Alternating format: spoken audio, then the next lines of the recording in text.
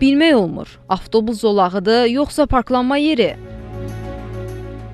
Gənclik metrosu yaxınlığında Fətəli xan Xoyski küçəsi ilə Atatürk prospektinin kəsişməsində qanuni parklanma yeri mövcud olsa da, bəzi sürücülər dayanma durma qaydasını pozaraq avtobuslara təhlükəli vəziyyət yaradır. Nəticədə avtobuslar dayanacağa daxil olmaq üçün qayda pozuntusu etmək məcburiyyətində qalırlar. O qədər qəza olub ki, çıxırlar qəflətən qabağımıza, hadisə olur. Maneçilik var, hər bir girib çıxanda maneçilik edirlər. Mövcud vəziyyət avtobus sürücülərini bezdirib. Həmişə deyirik də, nə deyək, həmişə deyirik.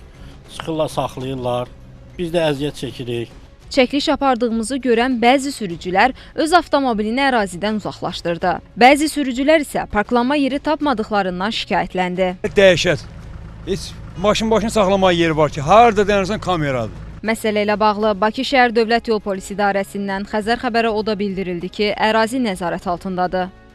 Bəzi sürücülər ümumi istifadədə olan nəqliyyat vasitələrinin hərəkəti üçün ayrılmış xüsusi zolaqda nəqliyyat vasitələrini saxlayaraq avtobusların rahat və təhlükəsiz hərəkətinə mane yaradırlar.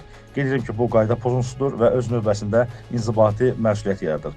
Həmin ərazidə də tərəfimizdən keçirilən tədbirlər nəticəsində qayda pozan sürücülər barəsində qanuna müvafiq tədbirlər həyata keçirilib. Yaratdığımız fürsətdən istifadə edərək sürücülərdən xahişimiz, eyni zamanda tələbimiz ondan ibarətdir ki, qaydalara düzgün şəkildə riayət etsinlər. Qeyd edək ki, ərazidə qanunsuz parklanmanın ödənişli olduğu iddia edilsə də, bu faktı mikrofonumuza təsdiqləyən olmadı. Nigar Polad, Fidan Əsədli, Aydın Bayramov, Xəzər xəbər.